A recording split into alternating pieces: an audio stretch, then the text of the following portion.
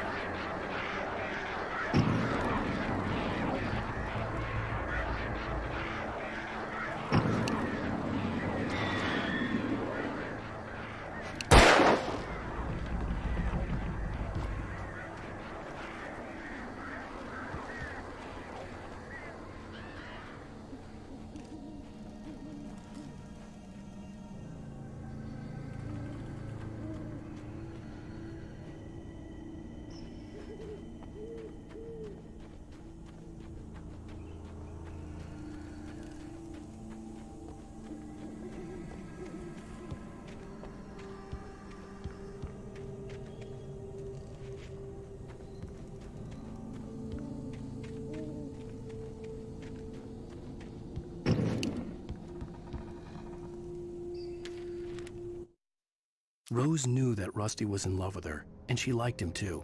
She liked him a lot. He taught her to dance, and life had certainly taught her the value of a man who was gentle. He treated her well, made her smile, made her feel good. But Rusty wasn't the prince of her dreams, and that tended to underline the unbearable truth. She was no closer to that Hollywood magic than he was.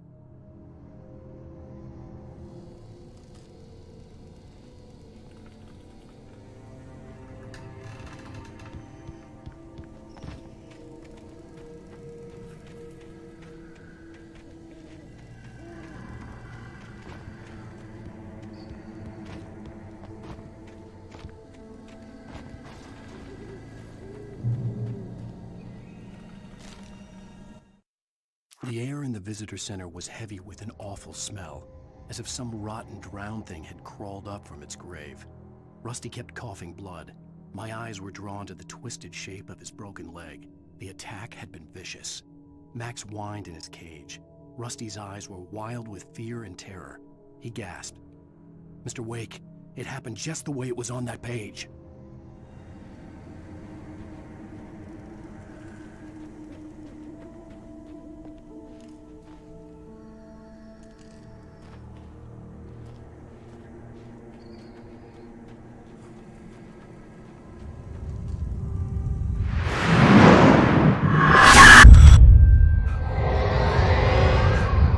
Vision left me weak. This was no head injury. Rusty, damn. Rusty, hang on! I'm coming! Please, help me!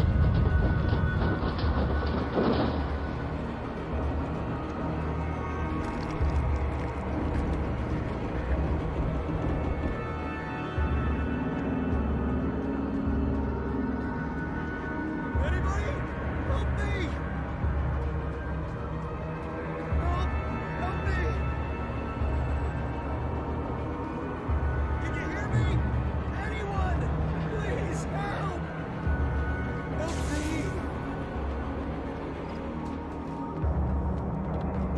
Hello? Back here. I'm back here. Mr. Wake? Oh, hell. It happened just the way it was on that page. I found. Came true. It knew. So dark. It'll come back for me. You must... The lights. In the office. I have the key. Okay, Rusty. Hang on. I'll be right back. Whatever did this couldn't be far.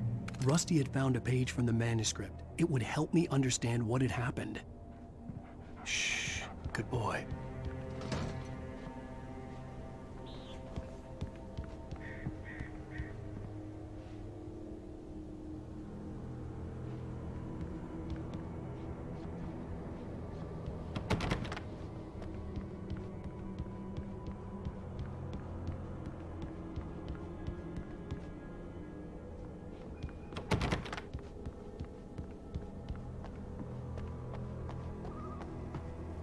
The only way to make sure that Rusty was safe was to get the power running and the lights back on.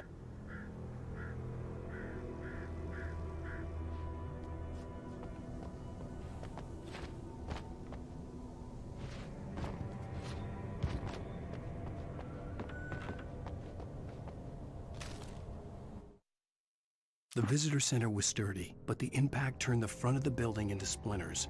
Rusty was thrown across the lobby like a rag doll and hit the far wall hard. It didn't hurt until he tried to move and saw his leg bend the wrong way, felt the broken ribs stabbing him on the inside. Rusty howled in pain and fear, suddenly afraid to die alone.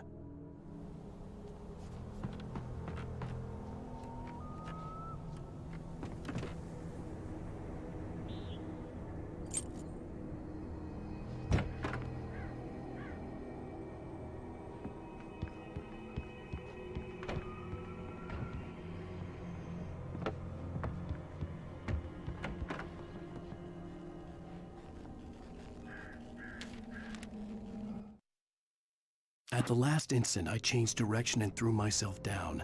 The axe splintered the trunk of a tree. I stumbled into the pool of bright light. My lungs burned. I was too exhausted to move. I tensed as I waited for the killing blow, but it never came. I raised my head.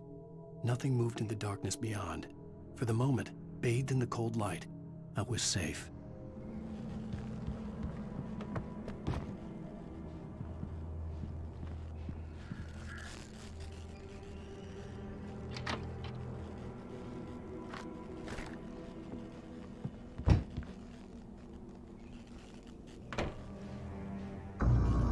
I was too late. Someone had destroyed the circuit breaker. There was no way to get the lights back on.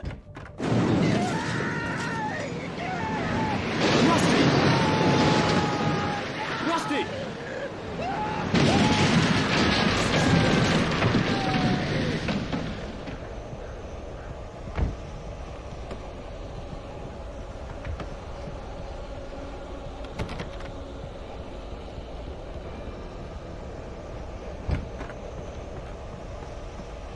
The ground was covered with oily patches that looked like liquid darkness.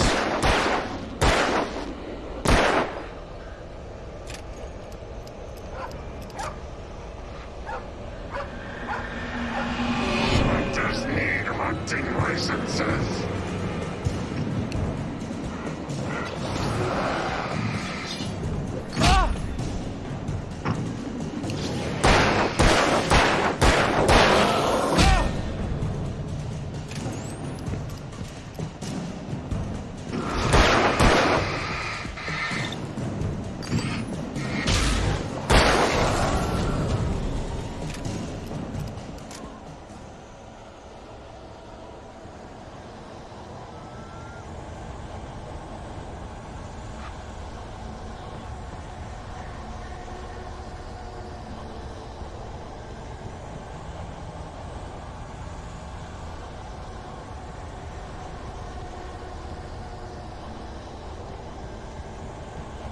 Something had torn a mammoth-sized hole in the wall. Please don't feed the animals. Fishing Is only permitted for those visitors who purchase a park fishing. license obey The park ranger's instructions. at all times. Rusty, no! Never. No approach closer than 100 yards. Do bears and wolves never approach any other wildlife closer than 25 yards. pets must be leashed. At all times. Never leave your pet At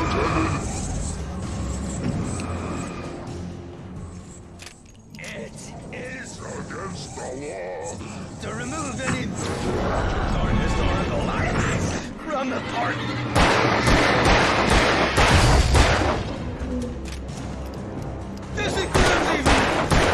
You may. I go on the river.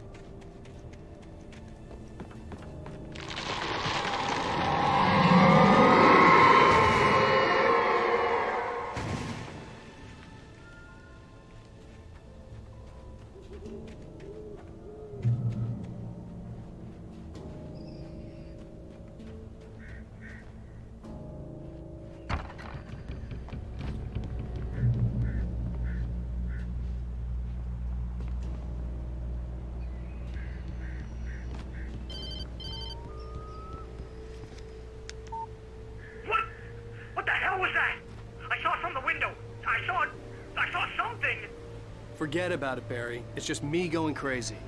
Oh, jeez. Oh, jeez. You're not crazy. I wish you were crazy, but you're not crazy. Ow, be careful. Stay in the cabin. Don't open the door for anyone. I mean it.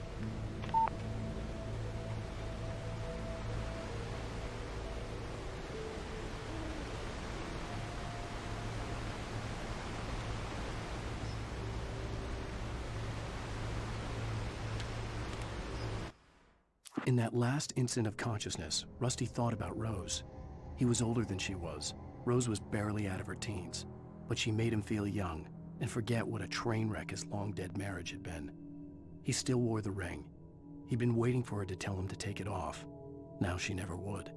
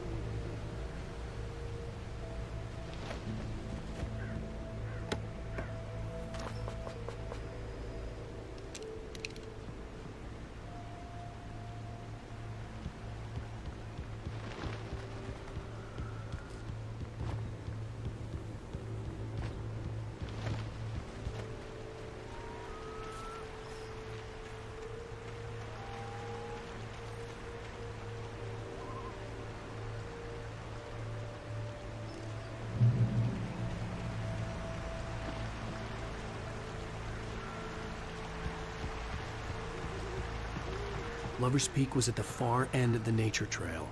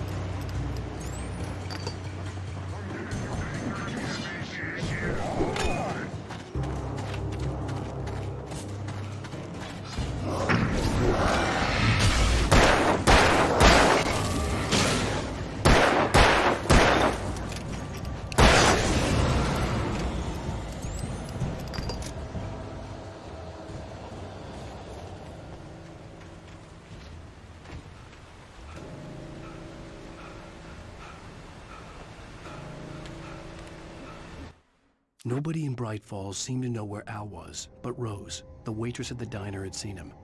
From what Barry could tell, Al pretty much fell off the face of the earth when he left the diner. Rose was just the kind of fan that Al hated, but she really tried to help.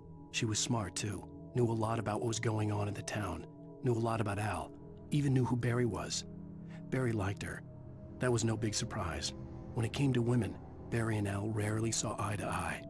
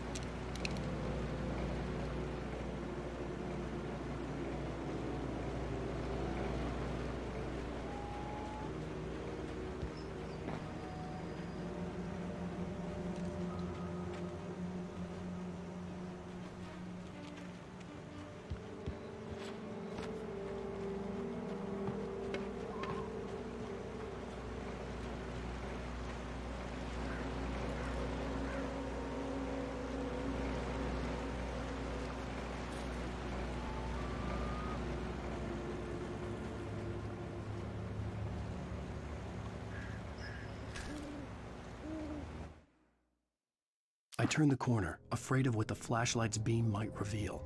Suddenly, a roughly painted symbol of a torch glowed in the light. Behind it, hidden by a rock, sat a battered metal trunk.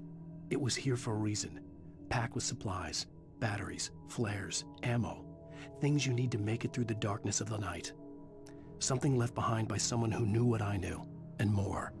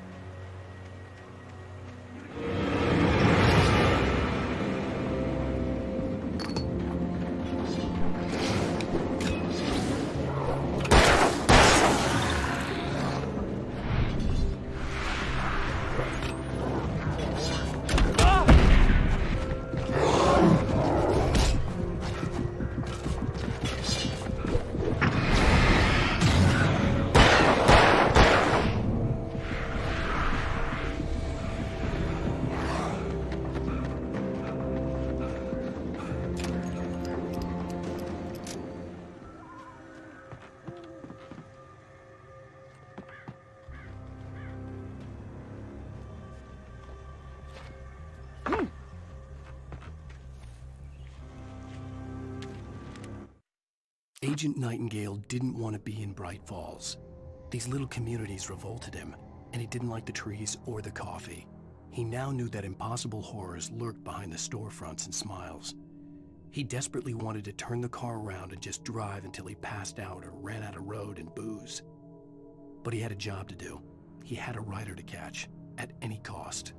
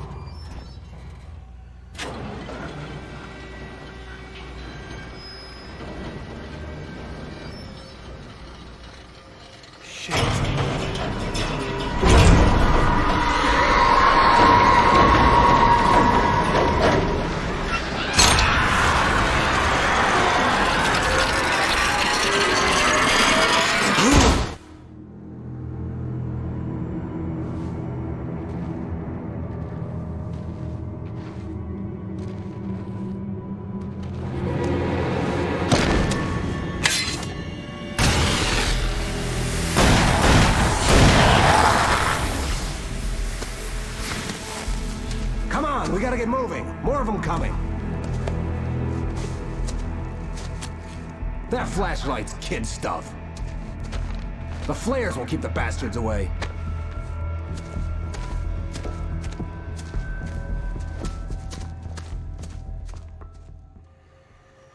You can see them too? Hell, of course I see them. Come on, we gotta move. Why? Because that's the way the story goes. Yeah, but... Let's move! I lost my gun back there. Oh, I've got a gun. Just keep that light steady on him. It took a moment, but then I recognized him. He'd been on the ferry when I first arrived here with Alice. He knew my name.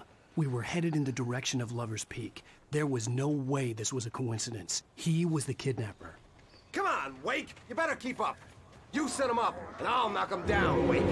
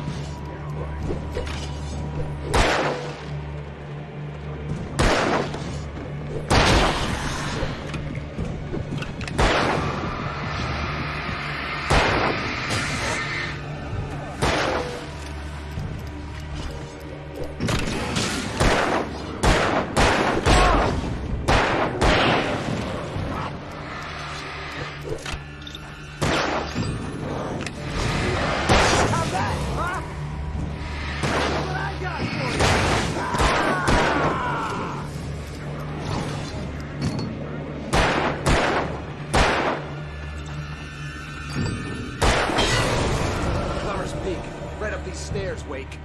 Use the flares from the emergency box to hold them off while I get these boards off. Give me the gun. Yeah, no can do, Wake. Are you kidding? Give me the gun! No time for back talk. Pull them off, damn it!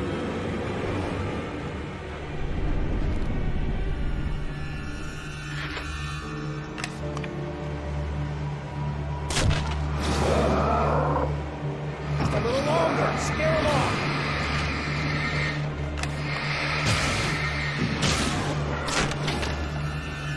Get some light on those bastards. That'll keep them off us.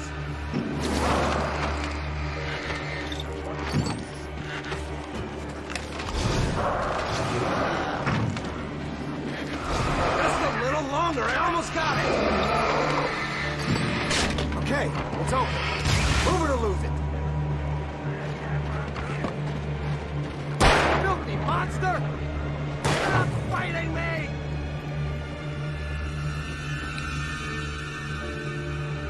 Oh, you feeling better now, Wake? All cozy and safe. Better get ready. They'll be on us soon.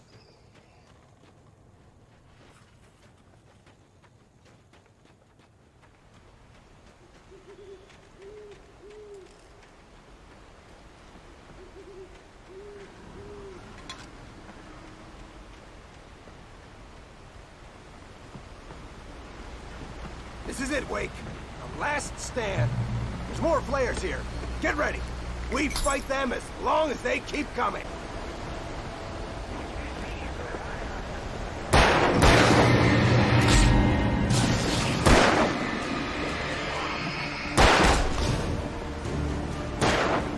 Like that, boy? Ah!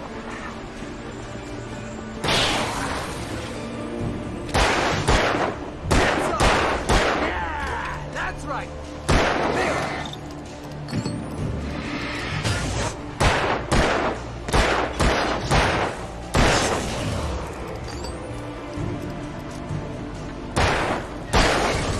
Pow! Bullseye! That's right. You just keep coming.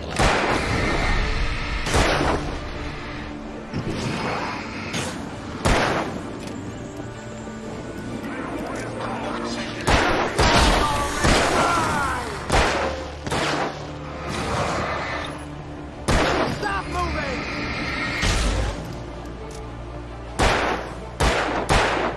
Hey. You had it. Oh, it's a cake, Wake.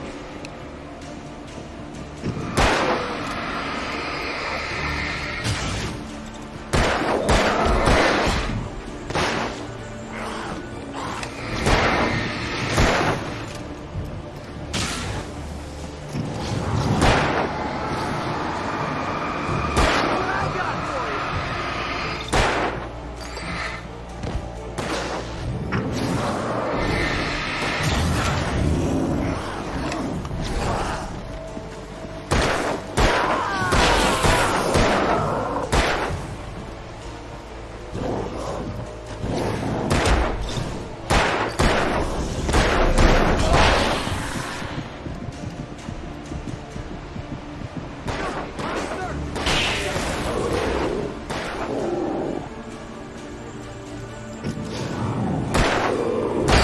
Fighting me! See? Nothing to it.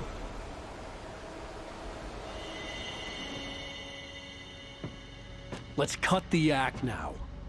Where's my wife? I knew you were gonna say that. I read it all before. You're a hell of a writer. Congratulations. You're gonna bring about something glorious and terrible once we get you some proper editorial control. What the hell are you talking about? Where's Alice? I want the entire manuscript, or she's gonna suffer bad. You touch her and I'll...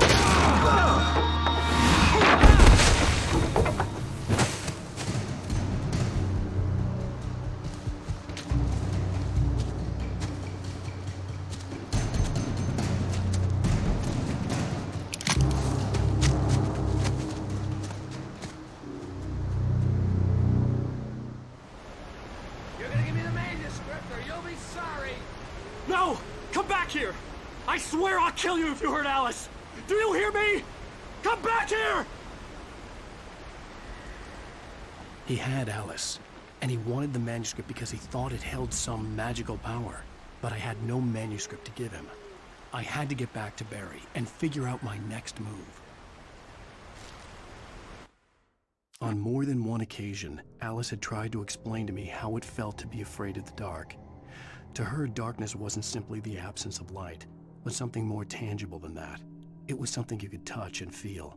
Worse than that, it was something with a mind of its own, something malicious and malign. For her, things changed when they were wrapped in darkness. They turned into something else, something foreign, and nothing was safe or innocent anymore. I'd never really understood what she meant, until now.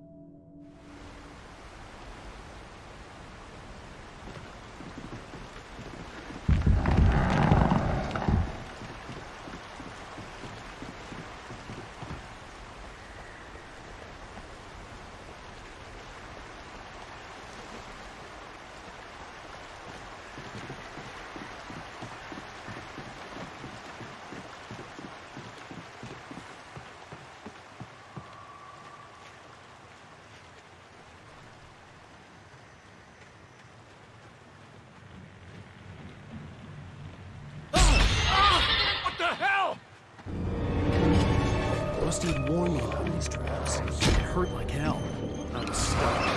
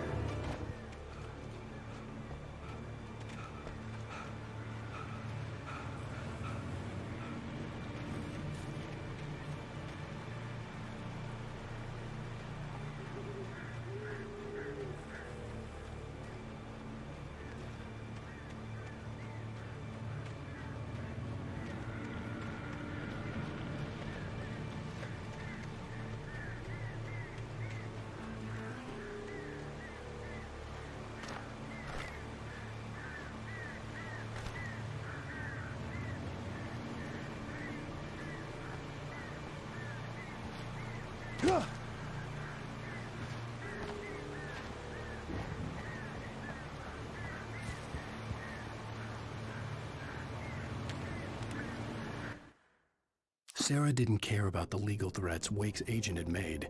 She let Wake go without argument, because there was something about him she couldn't quite put her finger on, something that reminded her of her father.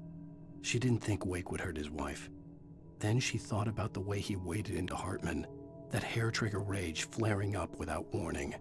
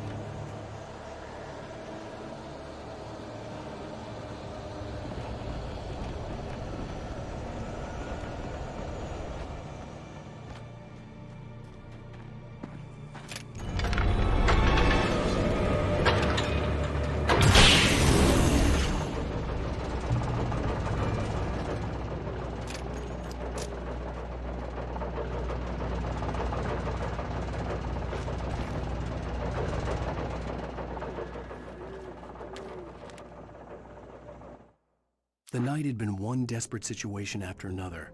I was exhausted, and my body felt as though it had been chewed up and spat out. The flashlight was heavy in my hand, and each pull of the trigger sent a painful shock up my arm. But I was finally out of the woods, and things were looking up. That's when I heard the chainsaw.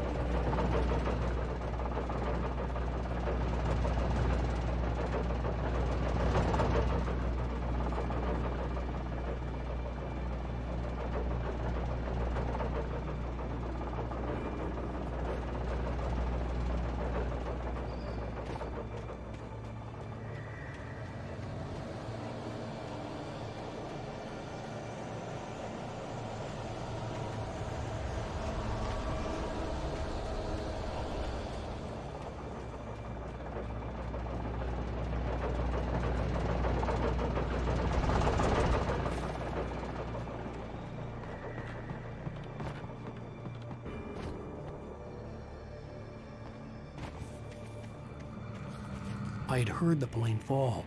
It made no sense. It was clear that it had just fallen here, but it was very old and obviously hadn't flown in decades. Looking at it sent a shiver down my spine.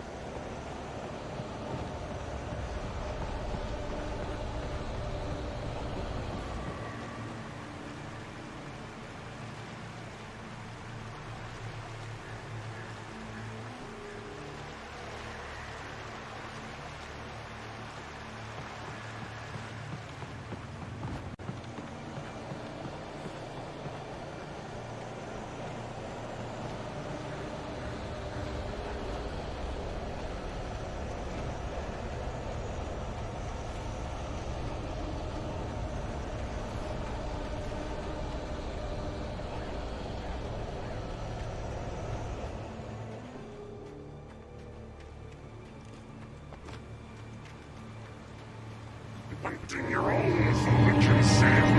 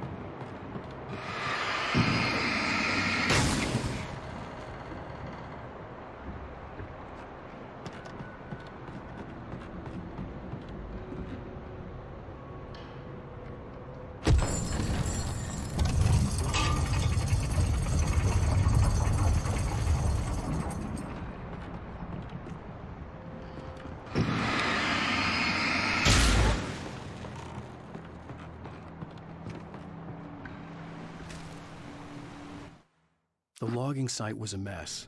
The modular office had been pushed off the cliff. Deputy Thornton climbed up from the wreckage excited, breathing hard from the exertion. Nobody there. It's weird. Don't you think that's weird? Bored, Mulligan let out a mighty snort. Hell, it's always weird, Thornton. Just a question of sorting out what kind of weird it is this time around.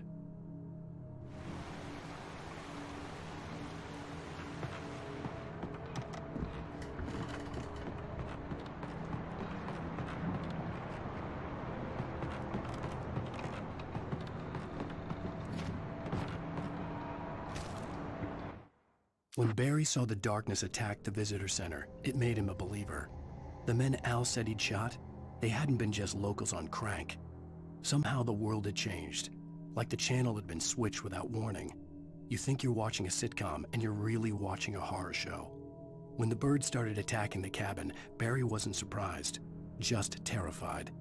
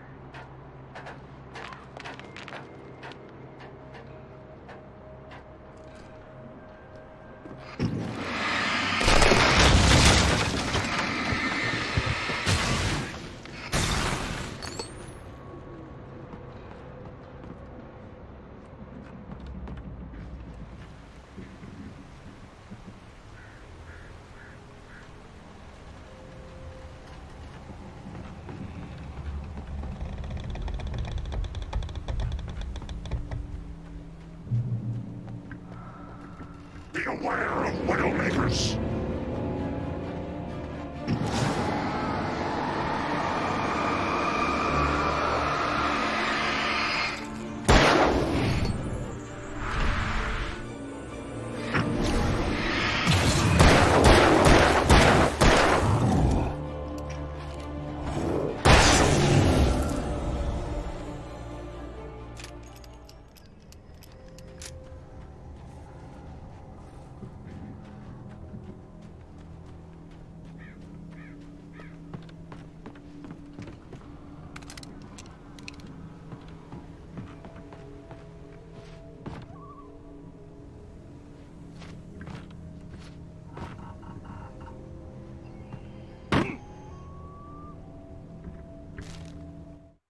Shadows stirred and the wind picked up as I ran through the forest. I felt the dark presence turning its gaze toward me. Then the moonlight was blotted out by dark shadows that raced violently across the ground, moving too swiftly to be natural. Darkness gathered between the trees and melted again to reveal the Taken. No natural path had brought them here.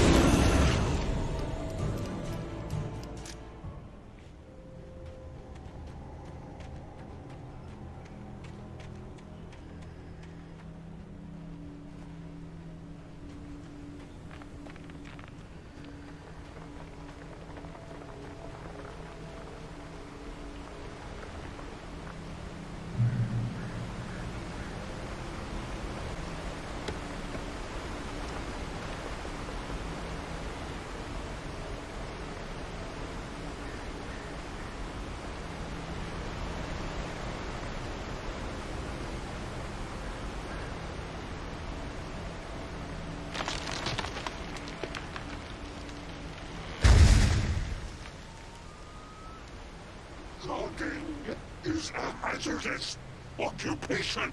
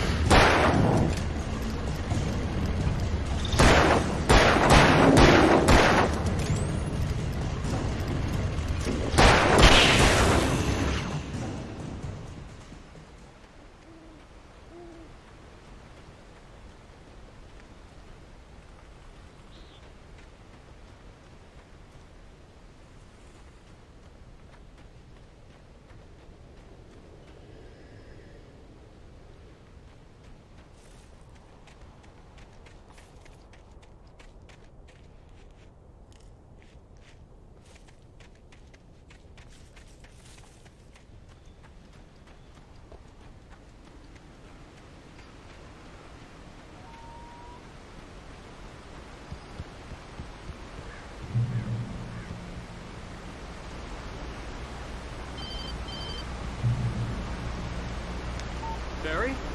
Ow! The porch is covered with birds. They've got all Hitchcock on me.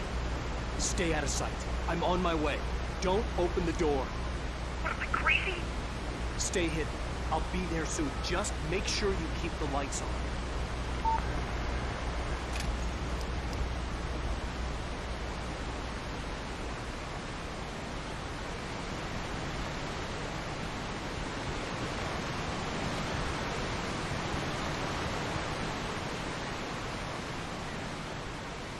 I still had to reach Barry at the cabin, but at least I was out of the woods.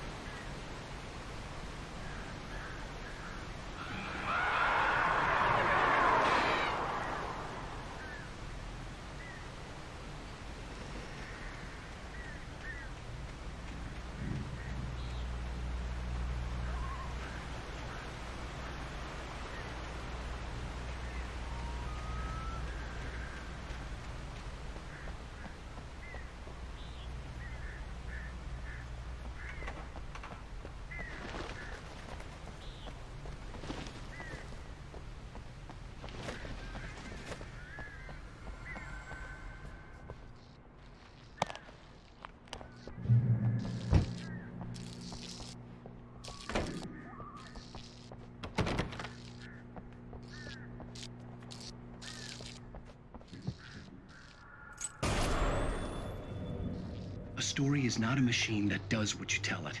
A story is a beast with a life of its own. You can create it, shape it, but as the story grows, it starts wanting things of its own. Change one thing and you set off a chain reaction of events that spreads through the whole thing. The characters have to be true to themselves. The events need to follow a logic that fits the story. A single flaw and the magic is gone. The story dies. Alice dies.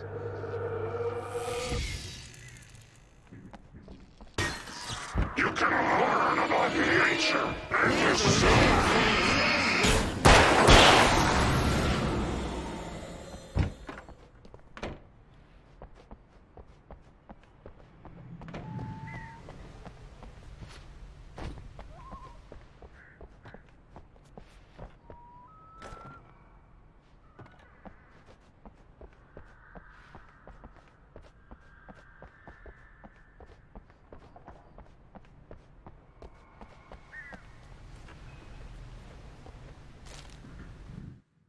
The FBI agent's command froze me in place. I considered surrender. It was all falling apart anyway. I could give in, let someone else deal with it, but it felt all wrong. Call it instinct, his posture, the way he held the gun. He was no friend. Shots ringing in my ears, I leaped for the hole in the fence and stumbled into the darkness beyond.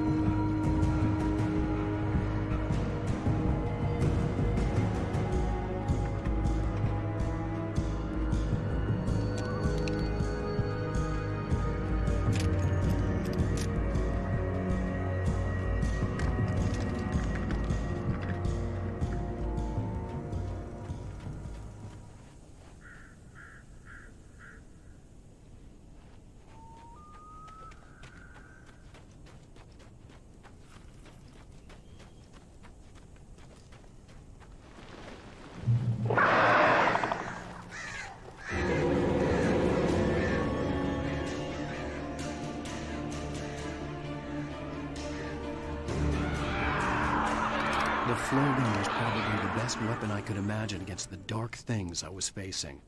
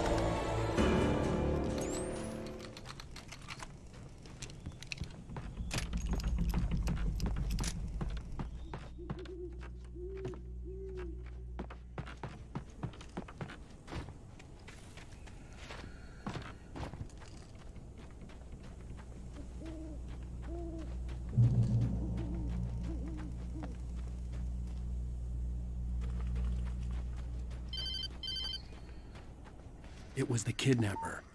You son of a bitch! Where's my wife? Enough horseplay, Wake. You deliver the manuscript, and you can have your woman back. Simple as that. I don't... Listen. I'm gonna need time to finish it. I still need to write the ending. I need a week. It's not done? I need a week. 2 days. The old Bright Falls coal mine is nearby. You can find it easy, city boy. The main building, there at noon. You bring the manuscript, you'll get your wife. If not, well, get me? Yes, I get you.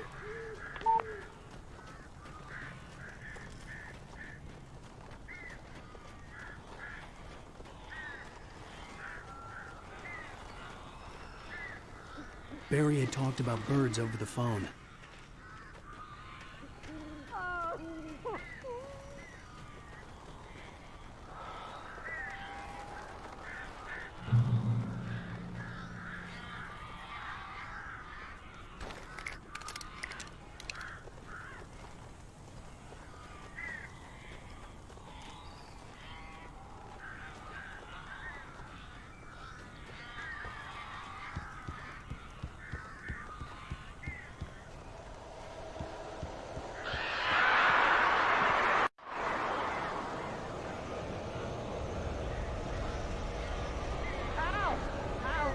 So glad you're here. A couple of them got in here before I blocked the kidney. This isn't normal. These birds are weird.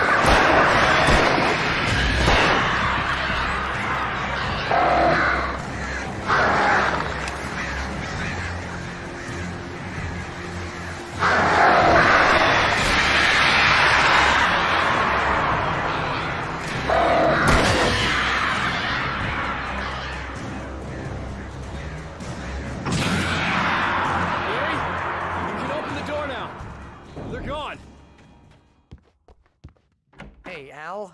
I'm sorry for thinking you were having a psychotic episode, man. I sent Barry to the town to ask around about a man fitting the kidnapper's description. He'd go through the archives of the local paper. Perhaps he could learn something. Anything about the island and the cabin that had disappeared. The man wanted a manuscript. I had to try to write him one to get Alice back.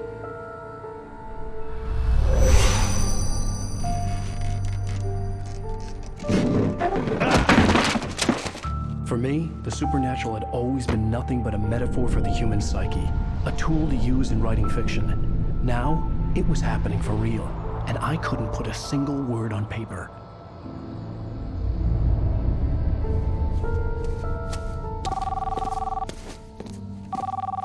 Barry Wheeler speaking. This is Rose. Rose? I found Mr. Wake's pages. Oh, you sweet, brilliant girl. Could you and Mr. Wake come get them? I live in the trailer park outside the town. We'll be there in less than an hour. I know. See you soon. Have a great day. Hope you come back soon. Welcome to the 𝙂𝙧𝙢 diner. Good girl.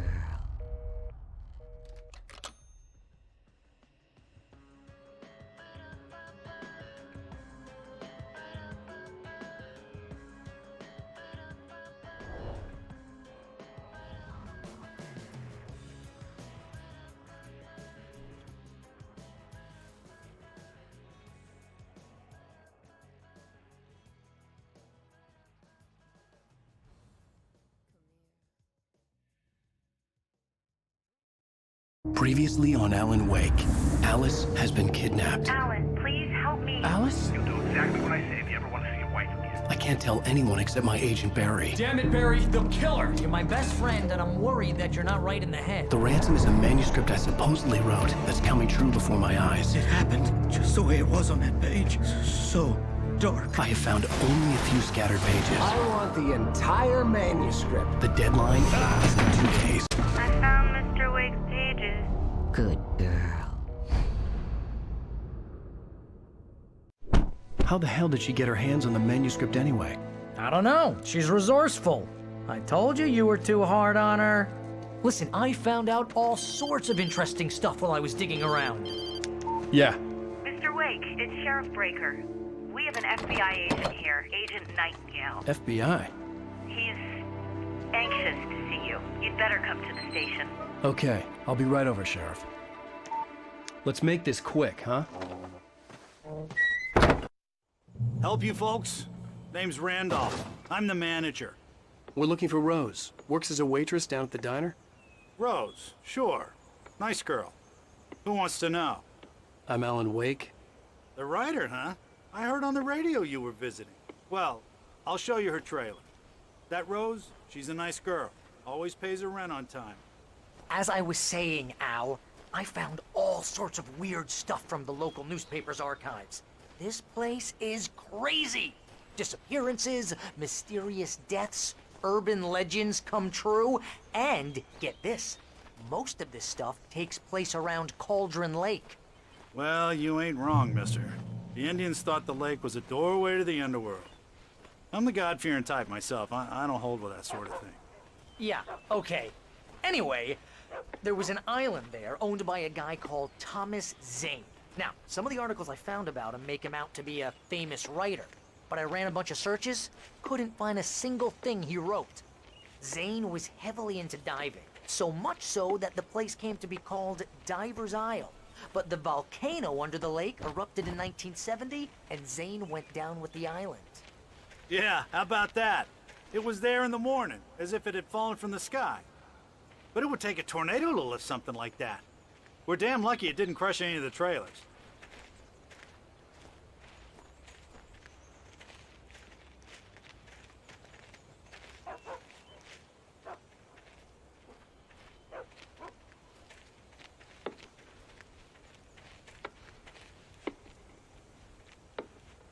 It gets better. A local girl, Barbara Jagger, drowned in Cauldron Lake just a week earlier. They were lovers. Sure, Jagger's a local spook story.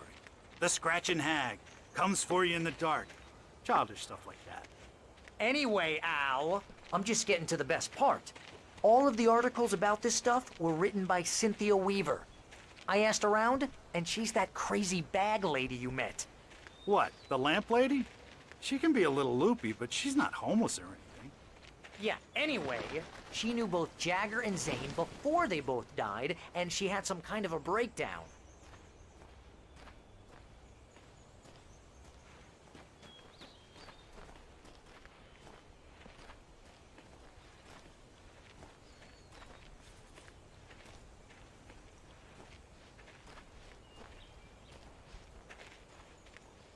Well, mister, this here's Rose's trailer. You mind me asking what you want with her? We're just here to talk to her, pal.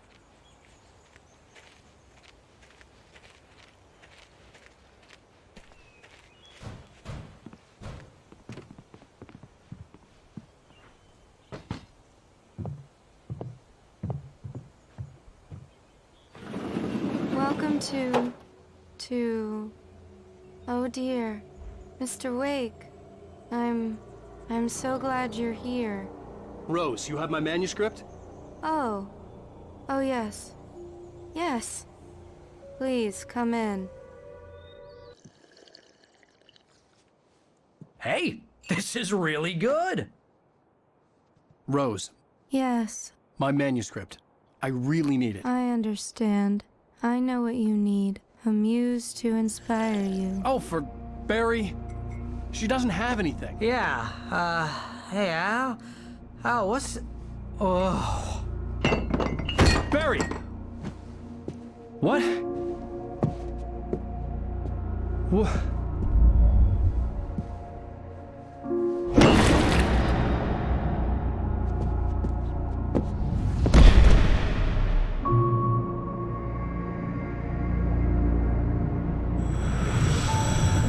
It's coming for you, hiding in my barber's skin. I'm too weak to stop it. You must turn the lights on. I promised I'd come visit you and your lovely wife. You must finish what you started. I insist. You must turn the lights on.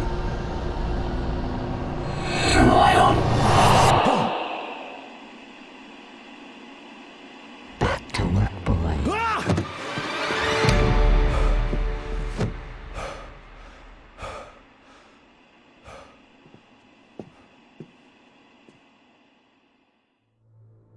I felt nauseous, hungover. Only anger kept me going. I can't tell reality from dream anymore, but it seems I have an imaginary editor to help me.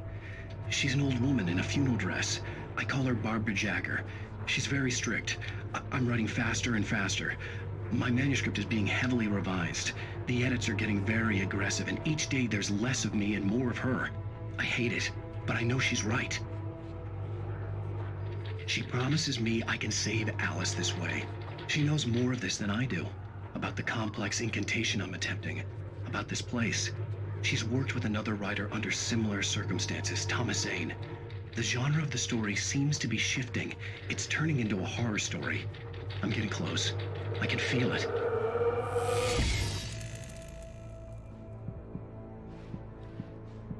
Rose took a day from me. I had less than 12 hours left to meet the kidnapper. All I could do was get Barry into the car, work something out once I got on the road. Welcome to the Oh Dear Diner. What can I get you today? Coffee? I couldn't work up much hate for Rose. Something had used her to get to me and left its mark. First refill is free. Milk and sugar on the counter there. Would you like to hear today's specials? Thank you. A nice day. My gun and flashlight were gone. I'd have to find a way to get Barry into the car as quickly as possible. There was no time to waste. Mr. Randolph liked Rose. That little smile she had. How she was still sweet when life had tried so hard to make her bitter. It wasn't any of his business what she did in her trailer. But those strangers, the writer and his smart-ass sidekick, looked like trouble. And they'd been in there for hours, way past her normal bedtime. He reached for the phone and called the sheriff's station.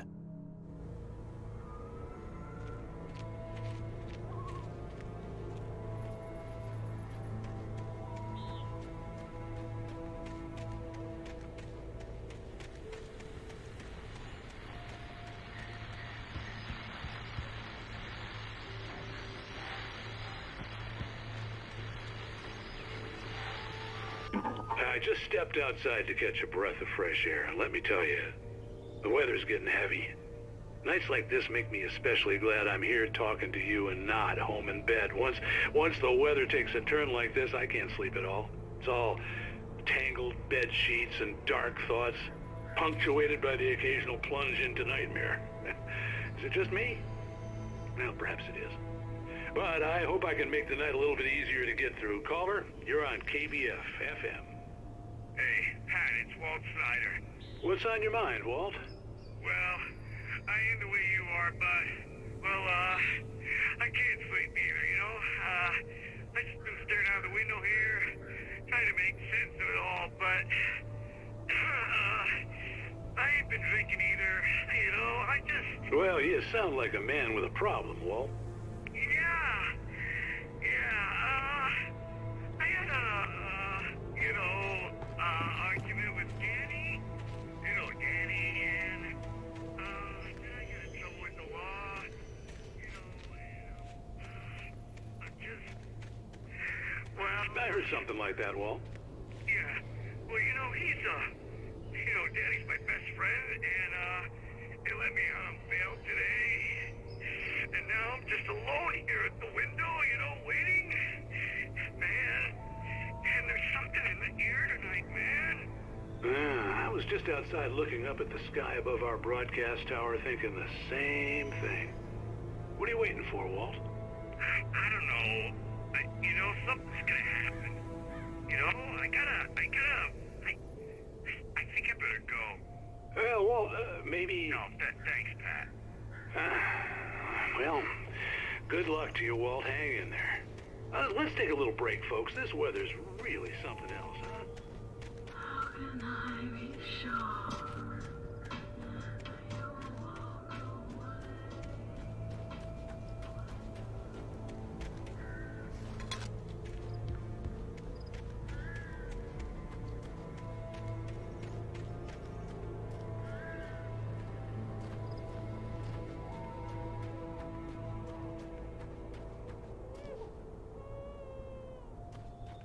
Oh, you're gonna get it now.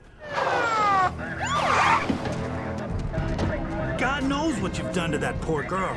This is Agent Nightingale, FBI! Get him up, Hemingway! You're under arrest! You move a muscle, I'll unload right in your goddamn face! Stay right where you are, Slane!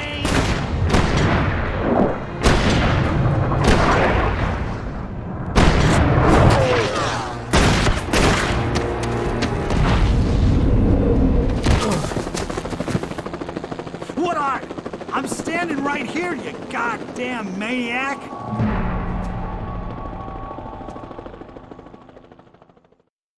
I hated to leave Barry behind, but there was no way I'd miss my appointment with the kidnapper. Give it up, Mr. Wake! Come on! Make it easy on him! Get after him! Don't let him get away! Move it! Move it! Move it! I'll have you shot if you let him get away!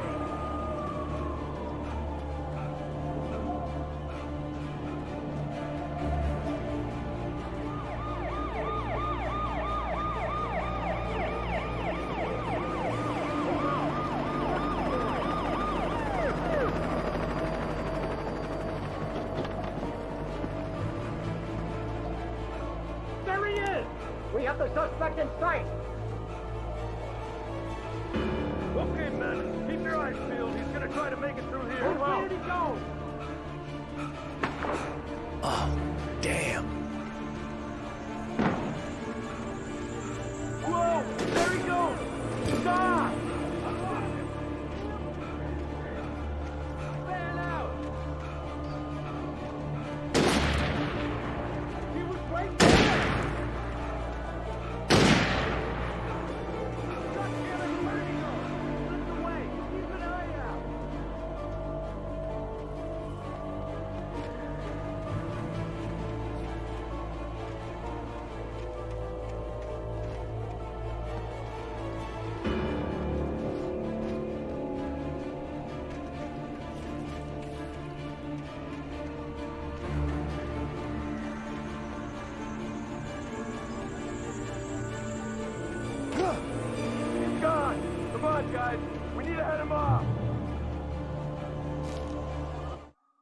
For decades, the darkness that wore Barbara Jagger's skin slept fitfully in the dark place that was its home and prison. It was hungry and in pain. It dreamed of its nights of glory when the poet's writing had called it from the depths and given it a brief, terrible taste of power and freedom. The rock stars had stirred it from the deep sleep the poet had sunk it back to in the end. When it sensed the writer on the ferry, it opened its eyes.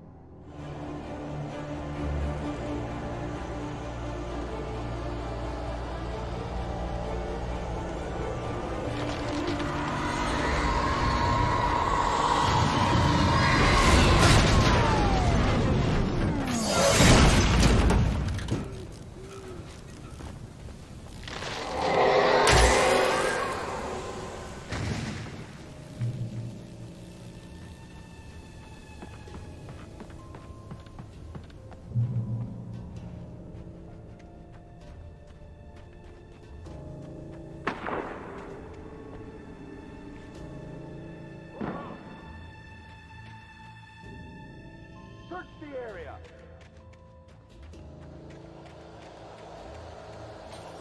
Stay sharp. This way. Over here.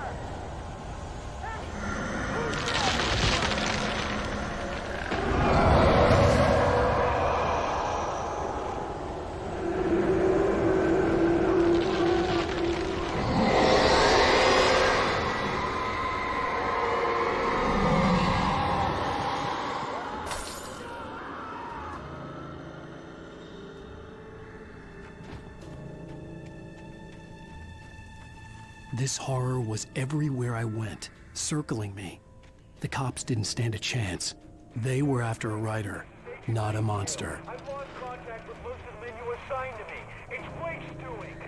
Wait, are you seriously telling me that you writers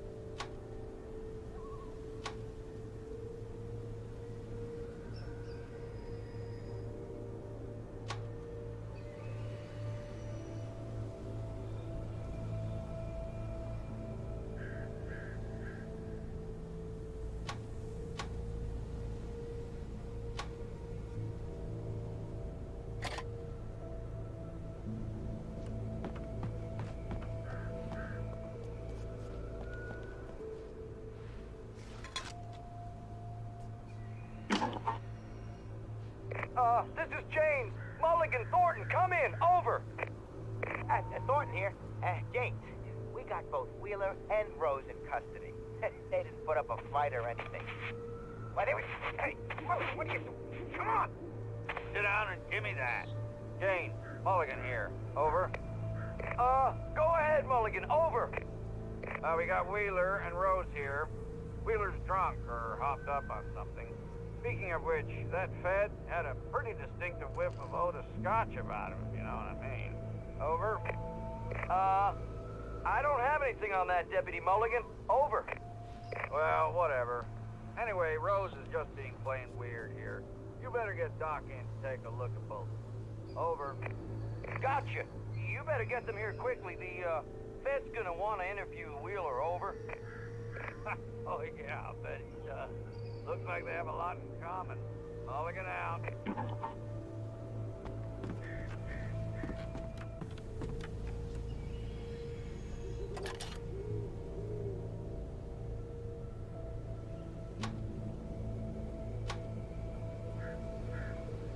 I could see the lights of the radio station in the distance.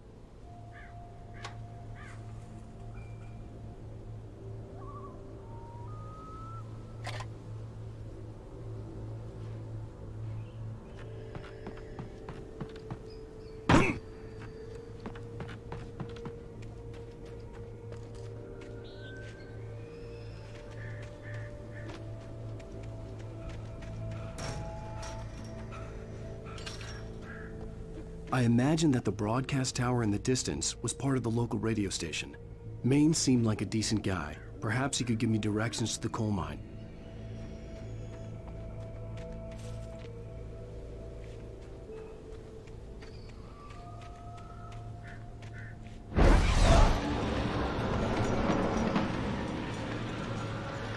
Unnatural shadows clung to the gate. The darkness that was after me was trying to stop me. I wouldn't get through without light.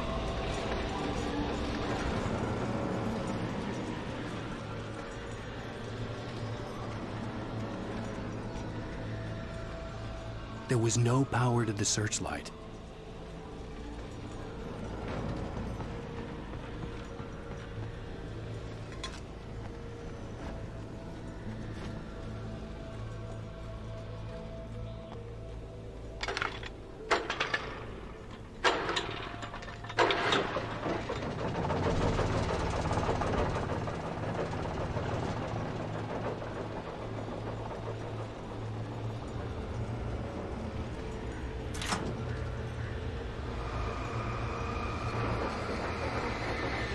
The old generator conked out. I'd have to see if I could fix it and try again.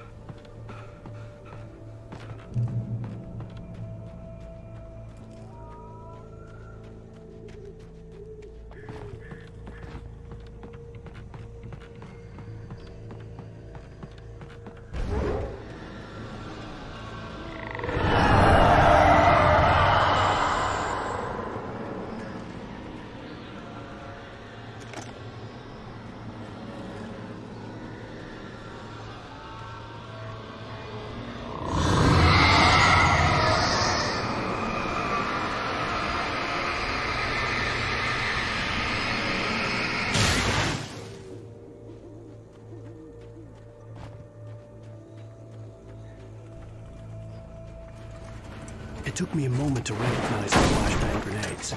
They were an ideal weapon for my situation. Team 1, come in. Over. Team 1, this is Sheriff Breaker. Report. Over. Team 2, come in. I need a report. Over. Come on, guys. Talk to me. Come in, please. Over.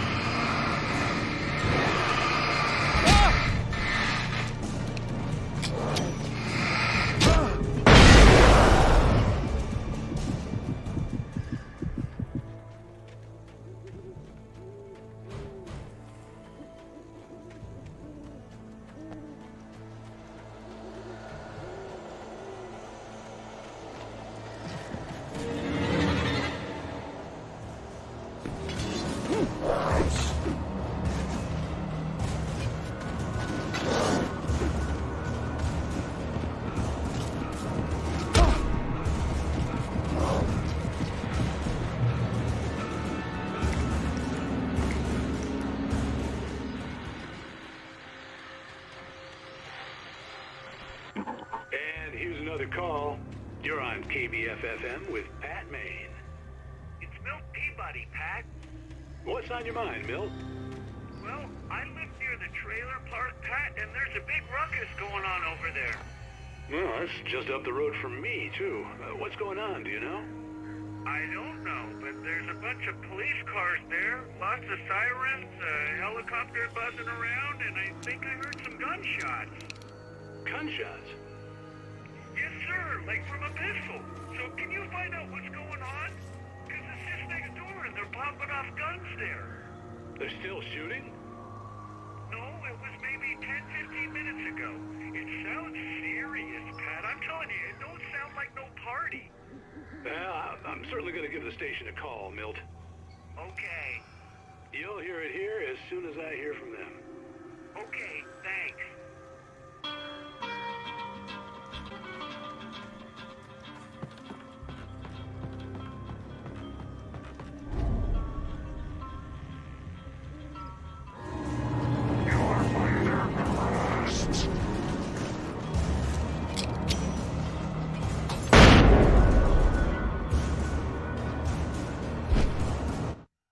Touched by the dark presence, Rose was lost in a dreamland where everything was drawn in black and gray crayons. The old lady had promised her that all her wishes would come true. She would be Alan Wake's muse. She was smiling so hard it hurt her face. She crushed a bottle full of sleeping pills into the coffee. Deep down inside, she was screaming in terror.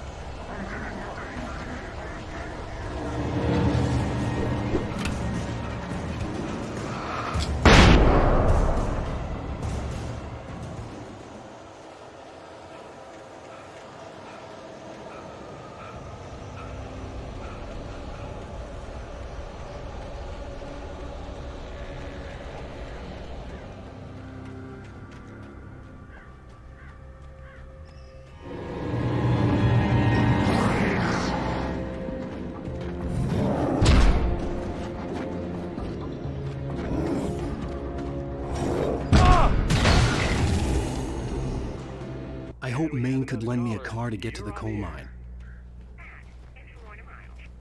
Oh, why, hello, Lorna. What do you have for us? Well, I just don't see why the cops bothered with the trailer park.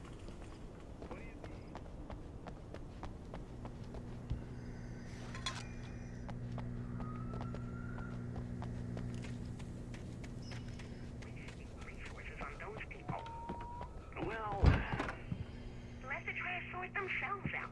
I'm sorry, but my granddaddy Well, thank you very much for that compassionate viewpoint, Lorna. Oh, here's a little surprise.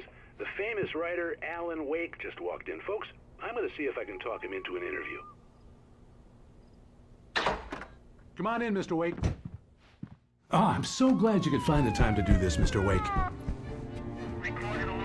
Nowhere to run now, Dan Brown. You back away from me. Don't hurt her. Whoa. Everyone calm down. Put the gun down. We're all friends here, right? Cool your jets, Nightingale. We got him. What the hell's the matter with you? There's a civilian in there.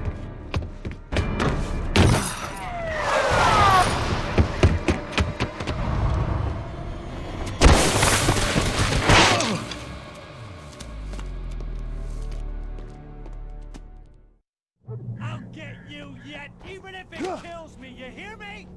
You hear me, H.P. Lovecraft? I had fallen off so many cliffs it was ridiculous. That's what you get for naming a book The Sudden Stop. It was probably good I hadn't had the chance to tell Maine where I was going. I'd have to lose the cops and find my own way to the mine. Nightingale stared through the broken studio window into the dark woods. He turned around, started to walk out, but Maine grabbed his arm. "Young man, you almost shot me. You don't shoot off rounds at people like that. What's the matter with you?" Nightingale shook his arm free, marched out. His cheeks burned with rage and humiliation.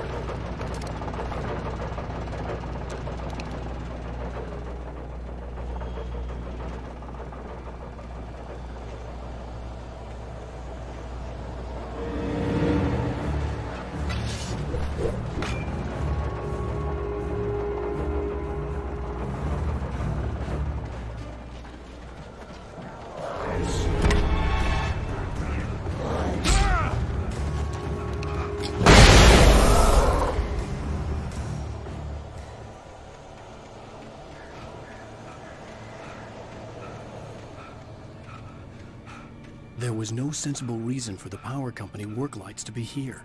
It was almost as if they'd been left for someone like me to use.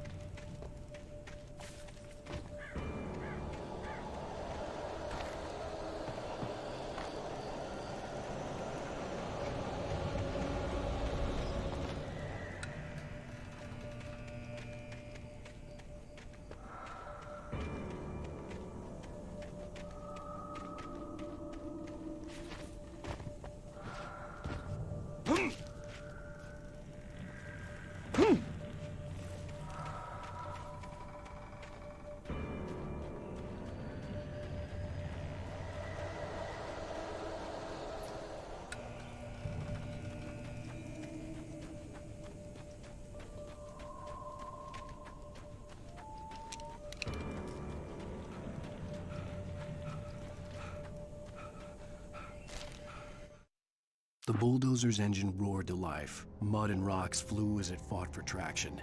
It crashed through the concrete wall and landed heavily in the yard. If it were an animal, it would have shaken its head after the impact, fixed its eyes on me, and charged. Of course, it had no head, nor eyes. Shadows crawled on its form, twisting it into a monster. Then, it came for me.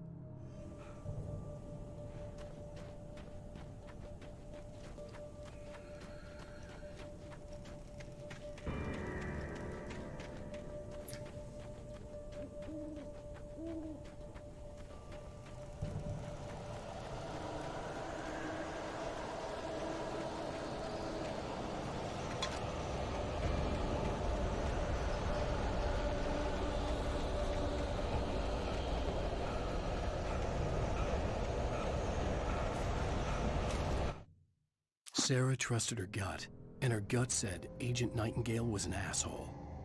He felt wrong, and it wasn't just the smell of stale booze. It was in the way he flashed his badge, pulled rank, the look in his eyes when he wanted answers. Where was Alan Wake? What was this about an accident? Where was his wife? And most importantly, why did she let Wake go? He wouldn't answer her questions. Federal business was all he'd say.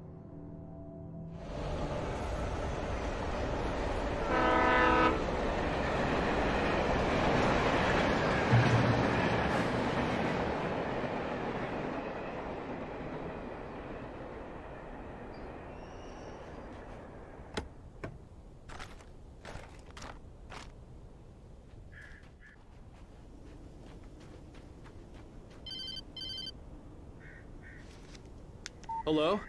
The most stubborn man I've ever met. Alice? Alice? Alan. Alan. I'm so afraid. He keeps me in the dark. Please help me. I look at you, Alan, and it's not you. Something else. Looking out from behind your eyes. Alice, I'm here. I'm so alone here. It's all gonna go to hell. You need to be careful. Cooperate. The connection had been terrible, but that wasn't the only thing that hadn't been right with the call. She sounded wrong somehow, but she had called me.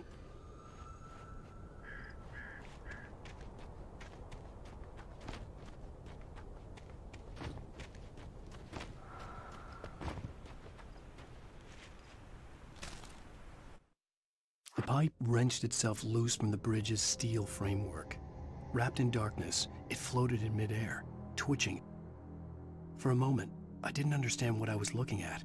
The heavy object lurched at me with impossible force. I threw myself out of the way, but just barely. When I turned my flashlight on it, it shook in a dark rage before it flew at me again.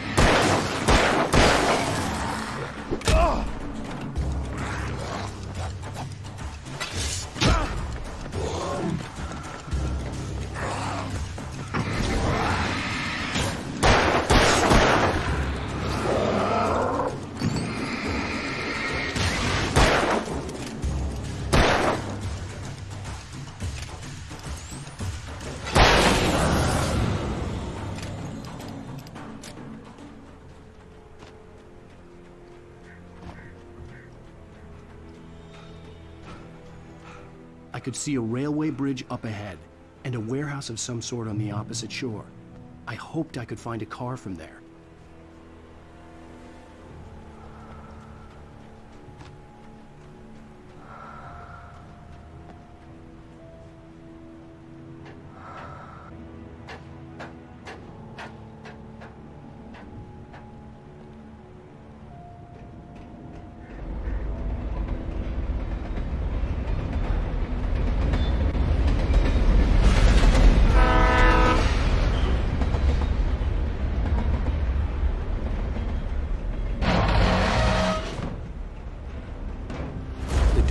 was pursuing me was growing stronger, and it was taking over everything else.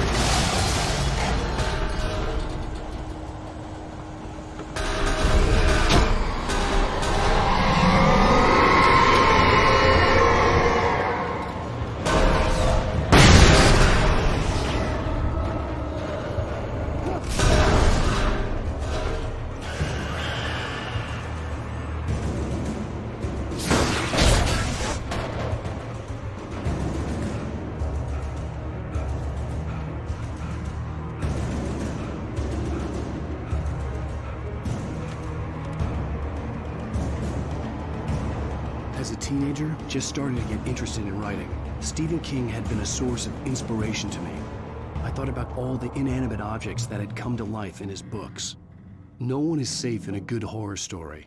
Certainly not the protagonist. That's what makes them fun. This was anything but. The darkness could possess anything, and it was getting closer.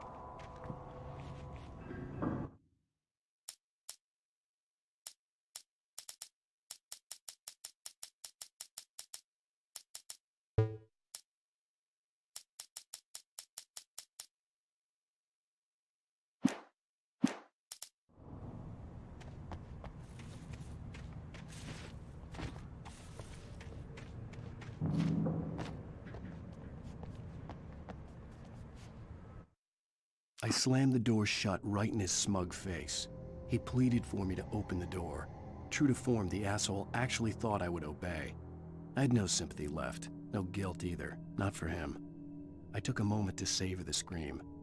I bet I had a smile on my face. It was all that I had time for. The dark presence was inside the lodge with me.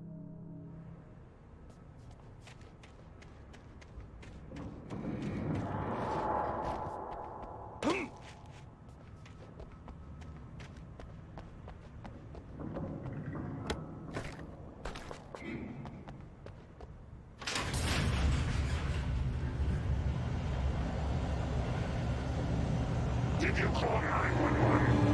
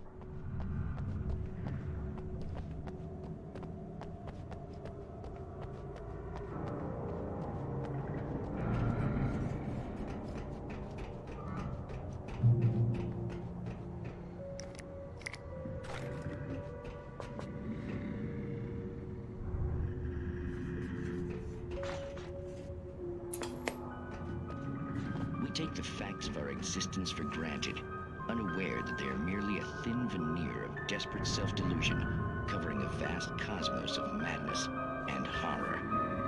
All too often, the stars are right. In Night Springs. Tonight's episode, A Family Occasion. Journalist 𝙬𝙬𝙢 trip to study the local customs of an insular community in Night Springs has been less than successful. Until tonight. Well, I'm glad you changed your minds about this. Ancient customs, local mythology. My editor loves this kind of stuff. Well, Mr. 𝙬𝙖, we don't want to feel like we're on exhibition, but you have demonstrated the seriousness of your intent. Oh, I am serious. Really, just do your thing. I'll stay out of your way and observe. Actually, I thought you could assist us. I'm afraid we are a man short. It would provide you with an intimate perspective. Could I really? Of course, Mr. 𝙬𝙬. Well, I guess that's the least What would I have to do? Oh, here. Let me show you with a kiss.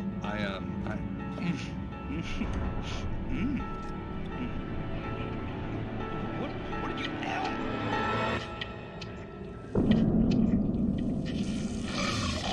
Oh, Mr. Ďă̌ďằ, you have well pleased 𝑘'sipurkha, the dweller in flesh.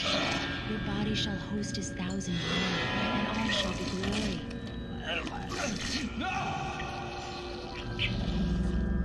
Shh, darling, be calm. Shh. 𝘿𝙤𝙪 learned a harsh lesson. If you go looking for mythology, it may come looking for you. And such quests always bear fruit. In Night Springs.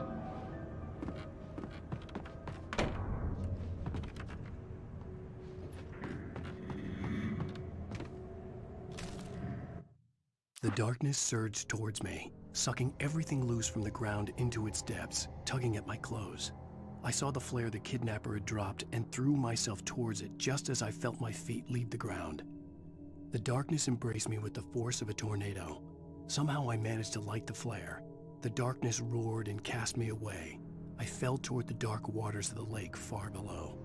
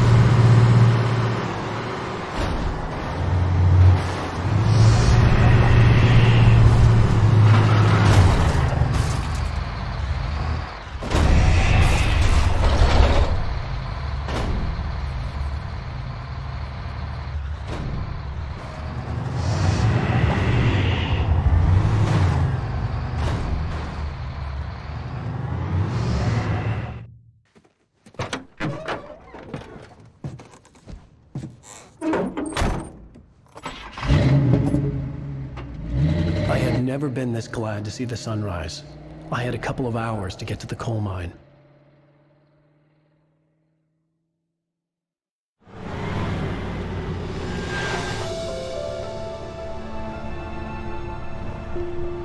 The coal mine wasn't far now.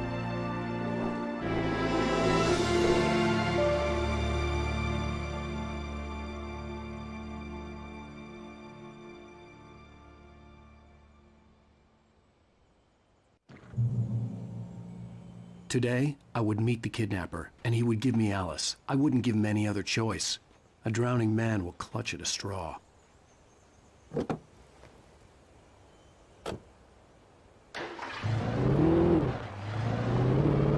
Little by little, without realizing realizing it. I'd come to believe that the story in the manuscript was coming true.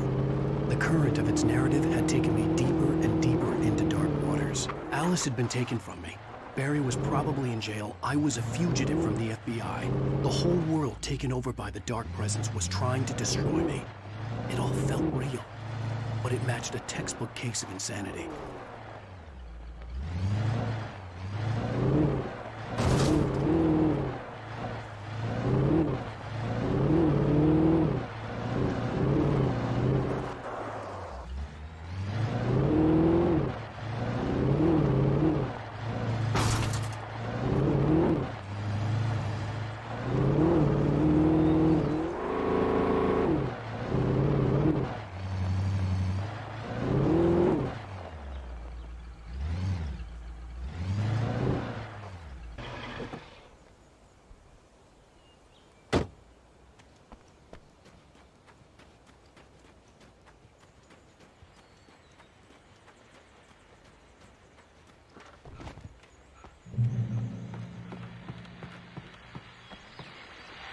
This is Pat Maine, and you're listening to KBF-FM. Folks, I want to apologize for kind of abandoning you to that looping music track last night, but I was detained.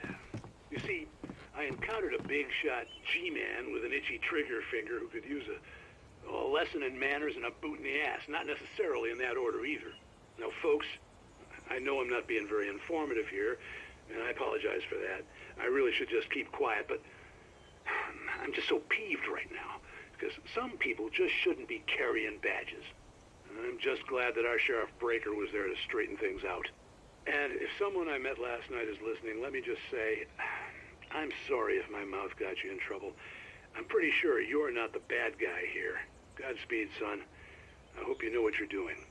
Now, on a lighter note, I'll be talking to Dr. Nelson all morning. But first, a little music.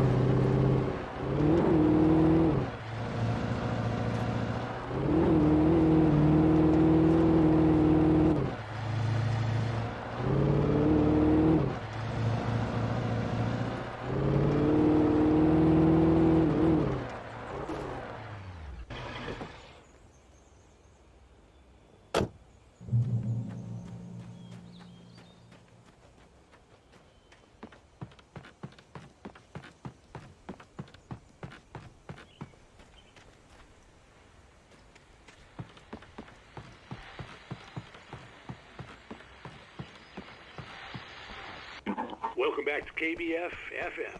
Hope you enjoyed that tune. Now, Doc, you were talking about